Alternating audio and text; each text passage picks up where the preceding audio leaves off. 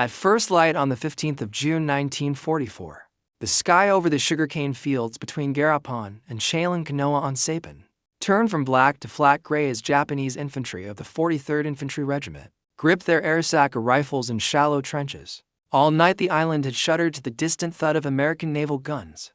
But what now unsettled the front line was a different sound sliding in with the dawn. A rising metallic whine that matched neither battleship shells nor the familiar shriek of bombs.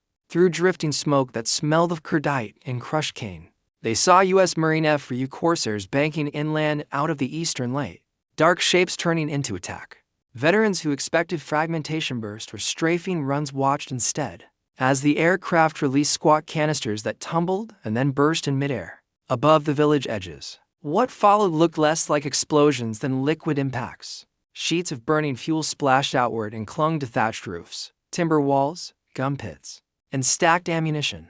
In seconds, sticky fire crawled rather than flashed, pouring into alleys and trenches and turning houses and dugouts into continuous columns of heat. Men who had endured artillery now found uniforms and bare skin catching light from splashes that would not brush away. From low command posts on the ridges, officers watched sectors vanish behind smoke and realized this bomb was meant not just to break positions but to blind and suffocate them, opening a chapter whose origins would soon be revealed. From the earliest clashes in 1942, when the fighting on Guadalcanal shifted from beachheads into thickets of tangled jungle, Allied commanders learned that the war in the Pacific would be fought not across open plains, but through villages, ravines, and improvised fortresses carved directly into the earth. Japanese defensive doctrine emphasized endurance and concealment, relying on spider holes, camouflaged machine gun nests, log-reinforced dugouts, and firing pits buried beneath vines and bamboo. By the time U.S. Marines fought their way across the Tanaru and into the foothills of Mount Austin, it was clear that these positions were not isolated outposts but parts of layered networks, designed to slow advances at every step. After Tarawa in November 1943, where pillboxes survived hours of bombardment and riflemen emerged from trenches, blasted nearly flat, planners in Washington and Pearl Harbor confronted a simple, grim truth: the cost of clearing fortified strongpoints with infantry alone was becoming untenable. Reports circulated through the fleet and the Marine divisions describing how even small Japanese detachments could hold entire sectors by embedding themselves inside or along the edges of settlements. Villages of bamboo and thatch, at first glance fragile, became defensive hubs once connected to tunnels and firing slits carved into the surrounding vegetation. Yet these same structures, so effective at concealment, were also highly combustible. What limited the Americans was not the idea of using fire, but the tools available. Early incendiary mixtures, ranging from crude gasoline-filled bottles to experimental gels tested by ordnance teams, were inconsistent, dangerous to transport, and rarely effective beyond close range. They could burn a hut or scorch a clearing, but they lacked the stability and spread needed to neutralize entire belts of defenses. By mid-1943, as campaigns in the Solomons and New Guinea continued, operational reports emphasized a disturbing pattern. Japanese defenders frequently reoccupied burned areas once flames died down, and dense vegetation absorbed blast effects that might have shattered similar positions in Europe or North Africa. Commanders noted that fire, though unpredictable, delivered the most decisive results when it took hold, and dense tropical growth, once alight, created heat and smoke that no garrison could endure. These observations pushed the search for an incendiary that could be delivered reliably from aircraft and turn wide areas into lethal, uninhabitable ground. It became increasingly clear that only a new class of weapon, something stable in storage, potent in effect, and capable of transforming villages or jungle ridges into defensive voids, could break the pattern that had defined Pacific battles since 1942. As the story now turns toward the laboratories at Harvard, the pressures driving the invention of napalm reveal why the United States sought a technology radical enough to reshape the battlefield itself. In the winter of early 1942, far from the jungles and island strong points where the Pacific War was being shaped, chemist Louis Fieser and a team of researchers at Harvard worked under Army and Navy direction to solve a problem that commanders at the front could not yet articulate in technical terms: how to create fire that behaved like a weapon rather than an accident. Their solution emerged from experiments involving naphthenic and palmitic acids, compounds chosen for their ability to thicken ordinary gasoline into a stable gel. From their initials came the name napalm, a substance that transformed fuel from a volatile liquid into something that clung to whatever it touched, burned at punishing temperatures, and resisted efforts to extinguish it. Where standard gasoline flared and died, napalm adhered to walls, earthworks, and equipment with a tenacity that made its combustion not only hotter, but far more sustained. As the mixture matured into a reliable gel, ordnance engineers adapted it for aerial deployment, producing standardized containers such as the M47 and M74 incendiary bombs. These cylindrical steel casings, typically holding between 75 and 100 gallons of the new compound, were designed for fighters and medium bombers already operating across the Pacific. F-3U Corsairs and P-38 Lightnings could carry them under wing for low-level attacks, while B-25 Mitchells released them from higher altitudes when sweeping ahead of infantry advances. Once dropped, the bombs did not behave like conventional ordnance. Instead of delivering a concentrated blast, their casings ruptured at preset heights or on impact, spreading the gel into clusters of burning globules that slid across terrain with disturbing persistence. A single bomb could saturate an area 50 to 100 yards wide depending on release height and wind, igniting huts, dry brush, supply dumps, and even buried defenses in a chain of fire that expanded rather than dissipated. Japanese soldiers who witnessed the weapon's first appearances described fire that moved with purpose. Instead of a quick detonation, they saw multiple pools of flame crawling over logs, creeping into trenches and dripping from rooftops, where conventional incendiaries lit surfaces briefly. Napalm produced heat reported to reach over 1,000 C, hot enough to collapse wooden beams and strip oxygen from enclosed spaces. Long before flames touched the occupants, bunker crews found themselves choking not from direct burns but from the rapid change in temperature and air quality that flooded sealed fighting positions. Ammunition caches behaved unpredictably under the heat, with cartridges cooking off and grenades detonating where stored. Even before flames reached a structure, smoke and fumes forced defenders to flee or suffocate in place.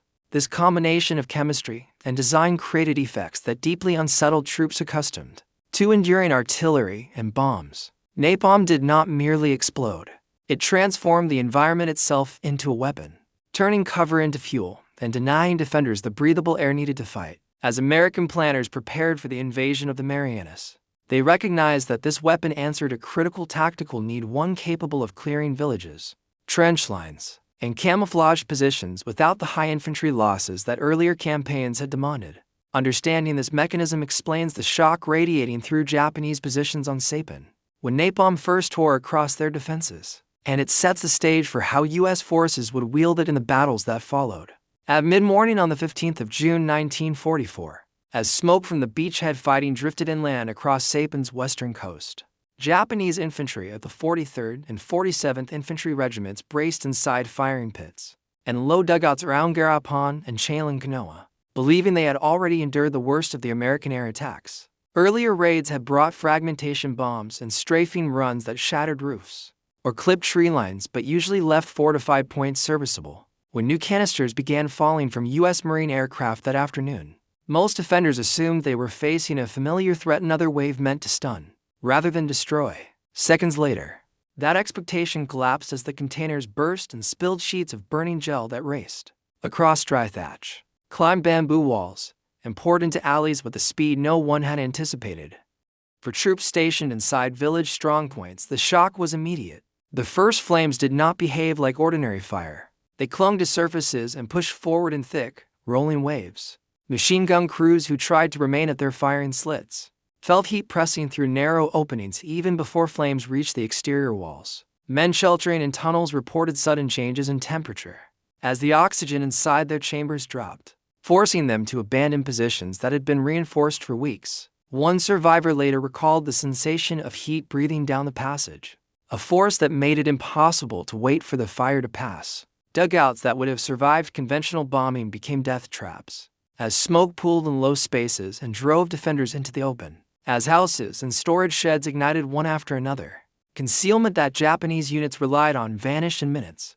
Bamboo screens burned away, tree lines receded, and the carefully camouflaged movement routes that had allowed small teams to reposition under fire were now exposed corridors visible to advancing Marines. Follow-up assaults by infantry and Sherman tanks met far less resistance than expected. as many Japanese machine gun nests had been forced out of action or abandoned entirely. The collapse of these village belts created gaps that widened under pressure, allowing U.S. forces to push inland faster than initial estimates had predicted. The destruction left behind by the first napalm run spread fear through units stationed farther north toward the ridges and cane fields. Rumors circulated that entire companies had been erased without a chance to fight, and officers struggled to determine whether the new weapon could be countered or avoided. Although the terrain ahead grew more rugged as the battle moved toward Mount Tapachau, the success of napalm in the open villages convinced American commanders that incendiary strikes could serve as a decisive preparatory tool. In the days that followed, planning staffs refined tactics for upcoming operations on Tinian and Guam, recognizing that fortified settlements once considered natural strongpoints could now be dismantled in minutes by a weapon designed to turn the battlefield itself into fuel. In the days following the fall of Sapen's outer defenses, Japanese staff officers from the 31st Army began piecing together reports that painted a picture more alarming than any previous encounter with American air power. Field commanders who had survived the napalm strikes around Garapan and Kanoa initially assumed the Americans had improved their gasoline bombs with some unknown additive, but the burn patterns told a different story. Reconnaissance patrols sent to survey destroyed positions found timber posts charred in uneven streaks where sticky residue had clung, and continued burning long after the initial impact. The soil itself in some areas appeared baked into brittle clumps, and weapons left behind by retreating defenders were fused or warped by heat, far higher than that caused by ordinary incendiaries. These observations reached headquarters in a rapid stream of memoranda, warning that the new substance did not simply ignite, it adhered, smothered, and reshaped the battlefield in ways no conventional countermeasure could address. Units stationed across the Marianas tested traditional responses, filling sand buckets, placing water drums near entrances, and digging deeper into ridge faces to escape the flames. Yet none of these measures provided reliable protection. Reports from Sapen's shattered village belts described napalm flowing down ventilation shafts, dripping from burning structures onto dugout entrances, and igniting surrounding vegetation so thoroughly that even shelters untouched by the initial strike became uninhabitable. Officers noted that men inside tunnel systems frequently withdrew, not because they were burned directly, but because the combination of heat, smoke, and oxygen loss made continued resistance impossible. This forced abandonment of prepared positions, often built with weeks of labor, represented a profound tactical blow. The psychological effects spread just as quickly. Infantry who once trusted the concealment of bamboo screens, tree cover, and village shadows now viewed any approaching aircraft with dread, fearing that a single pass could annihilate carefully ranged firing zones. Intelligence notes compiled in late June and early July recorded a rise in unauthorized withdrawals from outlying picket posts, whose small detachments judged their situations hopeless after witnessing how quickly napalm erased the defenses on Sapen's western coast. Even pilots of the Imperial Japanese Navy Air Service, accustomed to surveying battle damage from above, returned with descriptions that resembled the aftermath of massive urban fires, rather than targeted bombing. From altitude, whole sectors appeared as charred scars, with smoke columns drifting inland long after American aircraft had disappeared. These impressions reached higher command at a moment when preparations were already underway for the defense of Tinian and Guam. Strategic debates erupted over whether infantry should be pulled away from settlements and repositioned in deeper inland fortifications less vulnerable to fire.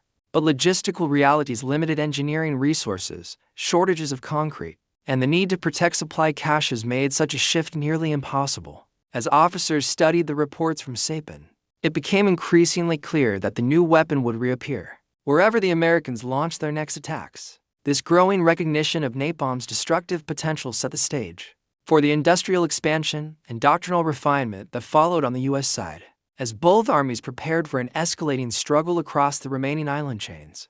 By the summer of 1944, just weeks after the first napalm strikes on Sapen, the United States had already transformed the new incendiary gel from a laboratory breakthrough into a fully integrated component of the war's industrial machine.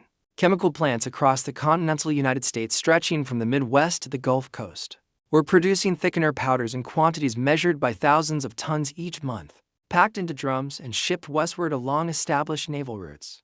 These powders reached advanced bases where ordnance teams could mix them with locally sourced gasoline, This system gave U.S. forces a decisive logistical advantage. Instead of transporting volatile pre-mixed incendiary gel across the Pacific, they carried stable components that could be combined within hours of a strike order. At forward hubs like Eniwetok, Kwajalein, and later Saipan itself, mixing stations operated almost continuously, their crews preparing M47 and M70 for bomb loads tailored to the missions ahead. The climate of the Central Pacific, humid, salt-laden, and intensely hot, might have complicated this effort, but the napalm thickener proved unexpectedly durable. Once blended, the gel maintained consistency even when stored outdoors under tropical heat. Pilots and ground crews noted that incendiary bombs left on open tarmacs for days remained usable without degradation, a reliability rare among wartime ordnance. This stability meant that air groups could stockpile substantial quantities of napalm bombs ahead of operations without fear of spoilage, allowing mission planners to coordinate large-scale incendiary strikes without waiting for fresh batches to be mixed. Aircraft logistics evolved just as quickly. On Tinian and Guam, Marine air groups modified underwing racks of FU Corsairs and P-47 Thunderbolts specifically to carry incendiary loads, fitting them with strength and mounting points to support the weight of filled canisters.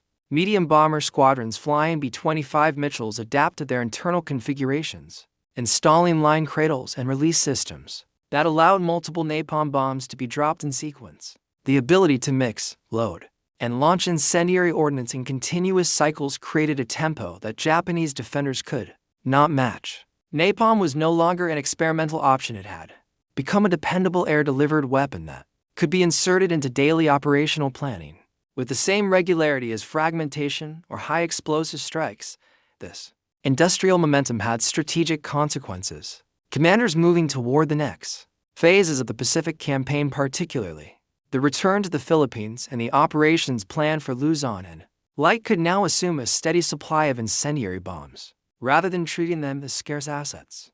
Pre-assault bombardments began incorporating napalm runs as standard procedure, ensuring that village defenses and jungle-edge strongpoints would face a level of destruction far beyond what Japanese planners had prepared for. As production continued to accelerate through late 1944, American air units carried this new capability from the Marianas into the Philippines, where the scale and intensity of fighting would reveal just how dramatically the availability of napalm had reshaped the conduct of the war. At dawn on the 20th of October 1944, when U.S. forces waded ashore on Leyte, the first clashes around the coastal approaches revealed a familiar pattern.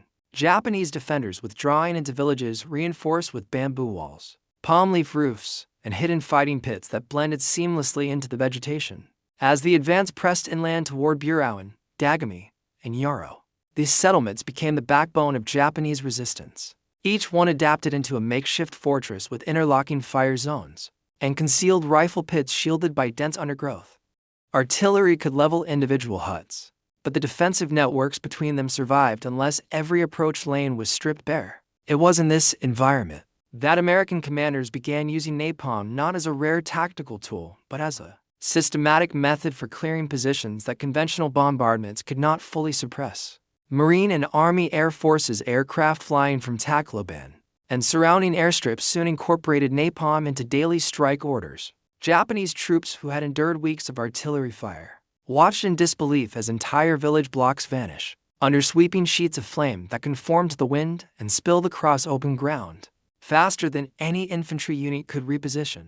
Reports from surviving defenders described the fire moving with the direction, bending around corners, climbing bamboo walls, and lifting into the rafters before collapsing roofs and showers of embers. Concealed paths once used to shift machine gun teams between huts were stripped of their foliage within minutes, leaving defenders exposed to follow-up infantry and armor assaults. Smoke thickened into a gray-brown ceiling that hid landmarks and made coordinated counterattacks nearly impossible, isolating groups of soldiers who could no longer read the terrain they had memorized days earlier. By January 1945, when the fighting shifted to Luzon, Japanese commanders anticipated that any prolonged stand inside a village risked being overrun by fire rather than direct assault. Some companies abandoned settlements outright the moment aircraft engines were heard, retreating into surrounding hills or riverbanks to avoid encirclement by flame.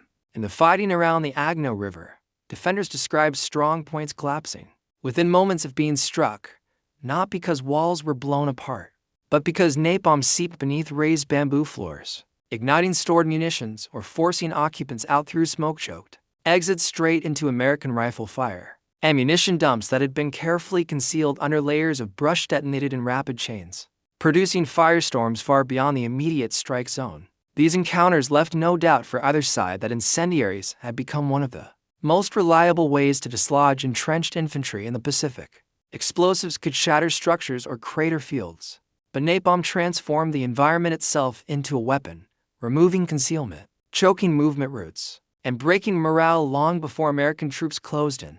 As U.S. forces looked ahead to the volcanic fortresses of Iwo Jima, they recognized that while the terrain there would differ sharply, stone tunnels instead of bamboo villages, the psychological and tactical effects of fire would still shape the battle to come. The first sustained encounters with napalm in the Philippines revealed a dimension of warfare that Japanese infantry had not been trained to confront.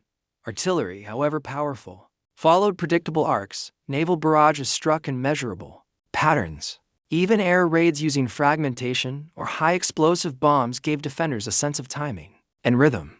But fire spreading irregularly, creeping into trenches, and sealing exits introduced a level of uncertainty that cut far deeper than the physical damage it caused. Reports collected from units withdrawing from villages on Light and later from strong points along the Agno River showed that soldiers who had calmly endured hours of bombardment now hesitated the moment they heard the low approach of American fighters or medium bombers. The fear was not simply of being hit, but of being trapped. Napalm could turn an enclosed position into a furnace within seconds, leaving no safe direction to run. Japanese officers noted this behavioral change with growing concern. Even veteran troops who had survived earlier island campaigns struggled to remain composed. Once the first flames took hold in the Philippines, platoon leaders reported men abandoning reinforced foxholes the instant smoke began drifting inside. Long before the fire's leading edge reached their walls, enclosed fighting pits that once offered security became liabilities, as the mix of heat and choking fumes made it impossible to keep cohesion during an attack. Villages that had been painstakingly fortified over weeks dissolved into chaos within minutes, and defenders who tried to regroup found themselves disoriented by smoke clouds that erased familiar terrain. The sense that napalm behaved like an uncontrollable element rather than a military tool spreading with wind changes and igniting unexpected pockets eroded confidence in defensive preparations that had held against earlier American assaults. For U.S. Marines and soldiers pressing these attacks, the psychological impact worked in the opposite direction. The sight of burning enemy positions confirmed that strong points had been neutralized, even before ground units arrived, allowing advances that felt more decisive and less costly than previous operations where every hut or trench had to be cleared by hand. After repeated successes on Light and Luzon, some Marine divisions reported measurable rises in morale, as troops recognized that napalm could tear open defensive belts that artillery alone had failed to crack. This reduction in uncertainty gave American units momentum, making infantry movements more aggressive and coordinated as they pushed forward. Under the cover of incendiary bombardment, these contrasting emotional currents, Japanese hesitation and American confidence, shaped the tempo of combat in late 1944 and early 1945. By the time plans solidified for the assault on Iwo Jima, both sides understood that napalm would again play a role, though the island's volcanic rock, deep tunnels, and reinforced galleries presented a starkly different environment from the burning villages of the Philippines. Yet even in this new terrain, the memory of how fire had transformed earlier battles weighed heavily, influencing both the expectations of attackers and the anxieties of defenders as they prepared for the struggle ahead. The invasion of Iwo Jima on the 19th of February 1945 brought napalm into a landscape unlike any the Americans had faced in the Marianas or the Philippines. Instead of bamboo villages and palm-thatched roofs, the island offered jagged volcanic ridges, sulfur-stained sand, and an immense web of tunnels carved deep into Mount Suribachi and the Central Plateau.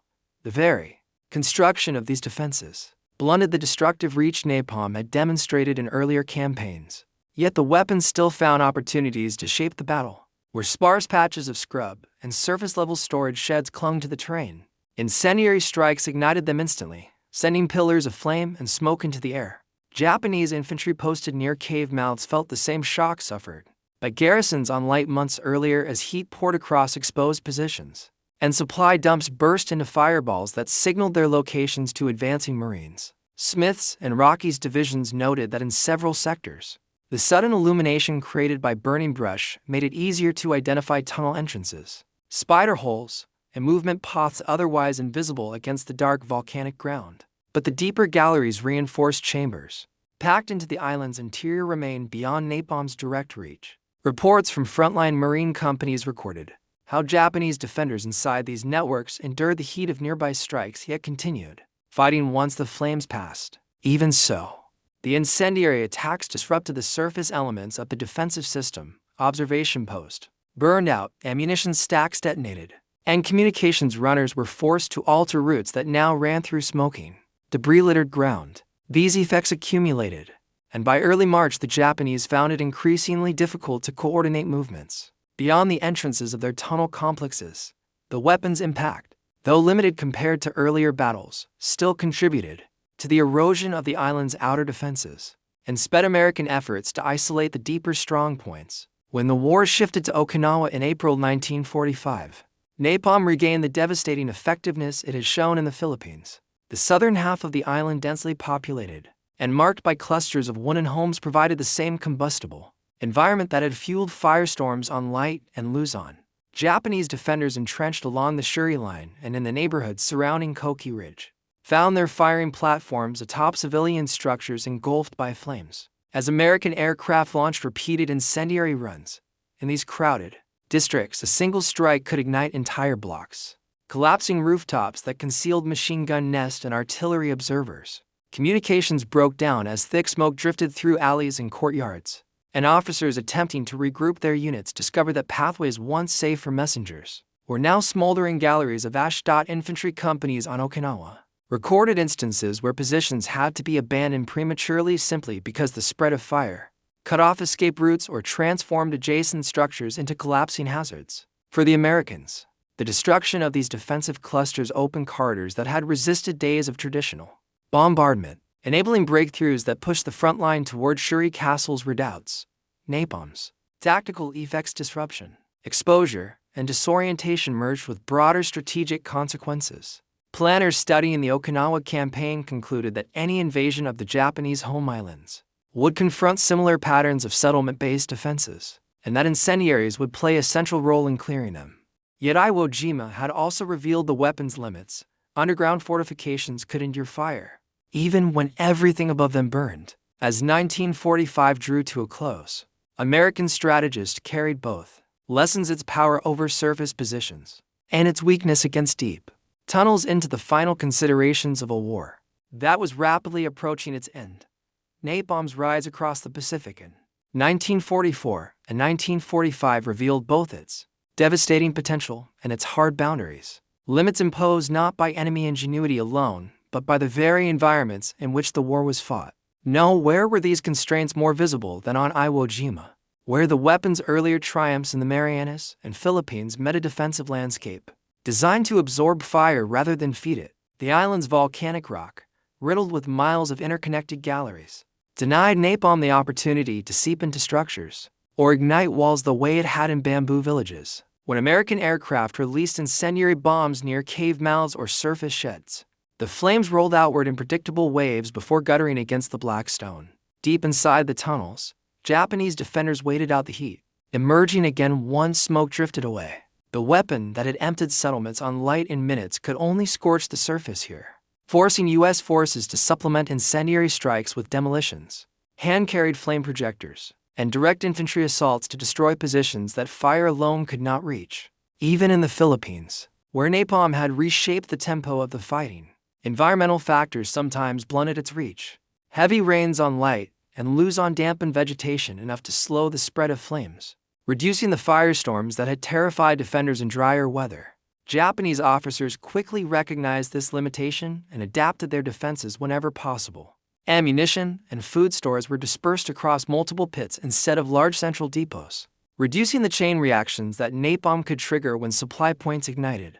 Patrols cleared vegetation around firing platforms to create improvised fire breaks, hoping to confine flames to isolated pockets rather than entire blocks. Although these measures rarely stopped the effects of a concentrated incendiary run, They sometimes reduced the scale of destruction and bought defenders precious minutes to reposition.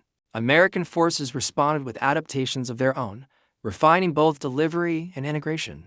Pilots learned to drop incendiary canisters at lower altitudes to create denser, more concentrated bursts, improving effectiveness in areas where vegetation was wet or sparse. In some sectors, napalm strikes were paired with immediate strafing or fragmentation bomb runs to capitalize on Japanese confusion and prevent defenders from reoccupying half-burned structures. Ground units incorporated napalm into combined arms planning more systematically, using it to clear potential ambush sites, ignite suspected supply caches, and strip cover from ridges before infantry moved forward. These refinements transformed napalm from a blunt force tool into an adaptable element of a broader tactical system. By the time U.S. forces turned their attention toward Okinawa and the possibility of operations against the Japanese home islands, both sides understood that incendiaries could devastate settlement-based defenses, but could not solve every problem of the Pacific War. The mixture of rain-soaked fields, volcanic ridges, and fortified caves demanded flexibility rather than reliance on a single weapon. The experience gained on Light, Luzon, Iwo Jima, and Okinawa shaped American strategic assessments during the war's final months, revealing both the reach of napalm's fire and the places where even its heat could not break stone. By the time Japan surrendered in August 1945, napalm had moved from an experimental compound conceived in a Harvard laboratory to a defining element of U.S. combat operations across the Pacific. Its presence marked nearly every major American advance from the Marianas to the Ryukyus, not through the precision of a single strike, but through its cumulative ability to collapse defensive belts, strip away concealment, and impose psychological strain on defenders already stretched thin by months of attrition. Japanese military analysts studying the ruins of Saipan, Light, Luzon, and Okinawa after the war concluded that its most potent effect was not purely physical. While the destruction of villages and supply depots had measurable tactical consequences, it was the fear of entrapment, the sense that fire could cut off exits or transform fighting positions into sealed furnaces, that most profoundly shaped infantry behavior. In reports submitted during demobilization, several officers observed that napalm forced a reconsideration of long-standing defensive principles that had assumed wooden structures, dispersed huts, and shallow fighting pits could withstand all but the heaviest bombardment. For American planners, the Pacific Campaign created a foundation for post-war doctrine that treated incendiaries as tools of both tactical disruption and strategic shaping. The logistical systems developed to mix, store, and deploy napalm across thousands of miles of ocean provided a template for future conflicts, demonstrating how chemical thickeners, standardized containers, and adaptable aircraft mounts could turn a simple fuel into a scalable weapon. Engineers who had refined the M47 and M74 bombs now explored improved gel formulations, designed to burn longer or spread more predictably. Air Force strategists took note of how napalm changed battlefield behavior, how it emptied defensive lines, exposed movement corridors, and forced enemy units to abandon positions that high explosives alone could not dislodge. These observations influenced the development of broader incendiary doctrines. In the immediate post-war years, when many nations sought to understand how such weapons might fit into future combined arms operations, foreign military observers who toured Pacific battlefields in late 1945 and early 1946 recognized that the weapon had redefined expectations for incendiaries. Traditional firebombing, long associated with large-scale urban attacks, had been reshaped by napalm into a flexible instrument capable of tactical precision in small-scale engagements, as on Light or southern Okinawa. It had proved able to break defender cohesion and transform environments that once offered favorable terrain into zones of smoke, heat, and disorientation. The implications extended well beyond the Pacific, prompting new rounds of debate about the place of fire-based weapons in modern warfare and the moral challenges they posed. Yet for those who had witnessed its first use, the weapon's legacy remained inseparable from the burning villages that marked its introduction.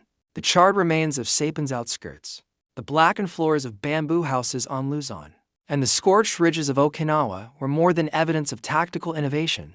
They were the earliest chapters in the history of a weapon that would shape military thought for decades. As this narrative turns toward its conclusion, the emotional weight of those initial encounters becomes the central lens through which napalm's evolution and significance must be understood. At dawn on Saipan, When Japanese infantry stared upward at the unfamiliar canisters tumbling from Marine aircraft, they could not have known they were witnessing the arrival of a weapon that would transform the final year of the Pacific War. The moment those canisters burst into cascading sheets of fire, the battlefield itself seemed to change character. What had once been a patchwork of trenches, cane fields, and wooden huts became a landscape swallowed by flame, its familiar lines erased in minutes. The shock that rippled through the defenders that morning born from the realization that their concealment, their dugouts, even the earth around them could ignite captured the essence of what napalm brought to the conflict. From the Marianas to the Philippines, across the black sands of Iwo Jima and the crowded southern ridges of Okinawa, napalm became a weapon that altered not only tactics but perception. Villages once considered natural strongpoints dissolved under fire.